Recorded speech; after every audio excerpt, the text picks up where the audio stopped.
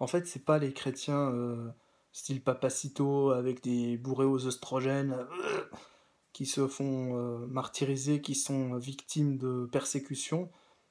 C'est en fait les chrétiens, les petits chrétiens, notamment de pays étrangers.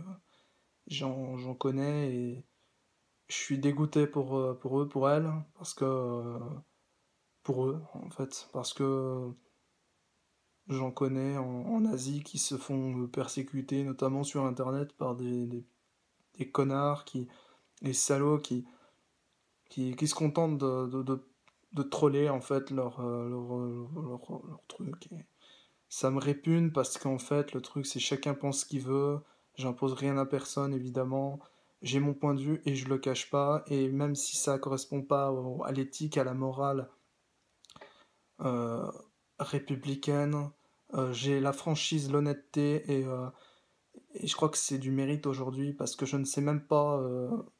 Je, je veux être franc tout en restant respectable, dans le respect en fait, parce que je trouve que c'est inadmissible les propos tenus par des pseudo-chrétiens comme Papacito envers Benjamin Ledig. C'est à vomir. D'ailleurs, encore plus que le twerk dans une église, qui en soi est vraiment pas malin. Alors, irrespectueux, oui, mais envers qui? Irrespectueux envers ceux qui voient la vidéo, mais ces gens qui voient la vidéo ont une curiosité mal placée et malsaine. Personne t'oblige à regarder cette vidéo. Moi-même, je la regarde comme ça. C'est dégueulasse. On n'est pas obligé d'aimer, évidemment. C'est dommage qu'on nous traite comme de la merde quand on n'est pas d'accord avec ça. Et vous avez tous été Charlie Hebdo, vous avez tous défendu Charlie Hebdo. Alors, certes, vous allez dire, c'est un journal satirique. Mais moi, en tant qu'artiste, ai-je droit à cette même liberté d'expression? La réponse est non, bien sûr. Alors le deux poids deux mesures. Arrêtez. Arrêtez les Charlie Hebdo, arrêtez les Mila, arrêtez les Benjamin Ledig, mais arrêtez-les tous en même temps et au même titre. S'il vous plaît, respectez-nous, respectez notre foi, euh, respectez tout le monde. Comme je respecte d'ailleurs les athées, bien que je ne pense pas comme eux, je crois en un Dieu créateur, je crois que ce Dieu c'est le même pour moi que pour eux, que pour vous, que pour toi. Je crois pas être supérieur à un autre être humain, dans le sens, je ne crois pas en la race supérieure, je ne crois pas en ces conneries. D'ailleurs, notre civilisation est bien la preuve que nous ne sommes pas supérieurs, parce que nous sommes les premiers à être victimes de notre fausse remise en question. C'est-à-dire on se sent enfin, on a été amené à croire que notre civilisation était la meilleure, et en fait, le problème, c'est qu'on a quelques problèmes, justement, qui sont dus à cette, certains diront, trop grande liberté. Je dirais surtout à des principes qui n'ont pas été enseignés à certains. À mon avis, c'est ça. Manque d'éducation, qui les amène à se droguer avec des substances illicites, d'ailleurs, dans leur propre pays. Et en plus de ça, ne pas se respecter eux-mêmes, bon, de la sorte, et du coup aller ne pas respecter les autres et à chercher à tout prix à faire du buzz, qu'importe les conséquences. Et ça, c'est criminel de les mettre en avant, notamment dans TPMP avec Cyril Hanouna, de mettre en avant ces gens-là, que sont finalement les descendants, les héritiers de Charlie Hebdo, c'est-à-dire Mila et Benjamin Ledig. Et en fait, j'ai l'impression que ça va de pire en pire, c'est-à-dire que la transgression va de plus en plus loin.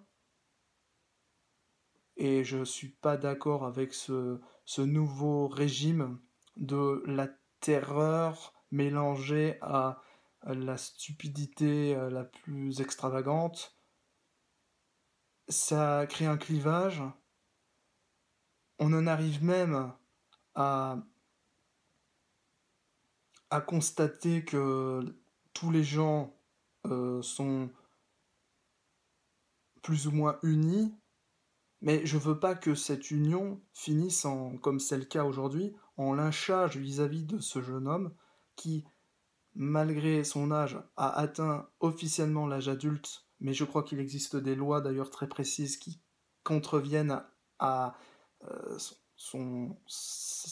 comment dire, sa prétendue maturité. C'est-à-dire que je crois qu'il y a des lois qui, à 18 ans, font que comme tu viens d'avoir 18 ans, tu as encore un certain euh, comment dire, droit que n'ont pas les autres majeurs. C'est-à-dire, il y a des limites, il y a des limites à tout, même aux limites. Et ce que je trouve intéressant dans cet aspect-là, c'est ça m'enseigne à moi le respect vis-à-vis de moi, vis-à-vis des autres, comment je peux euh, essayer d'améliorer la situation sans entrer dans la pleurniche, parce que de toute façon, ce Benjamin Lédic euh, n'a pas en fait se fiche de tout, y compris de lui-même. Donc il faut encore plus, on va dire, l'aimer, aimer vos ennemis comme vous-même. C'est très dur, je le sais, mais c'est c'est dans la Bible, c'est dans la Torah. Donc c'est très compliqué parce qu'on est en train de créer un clivage où on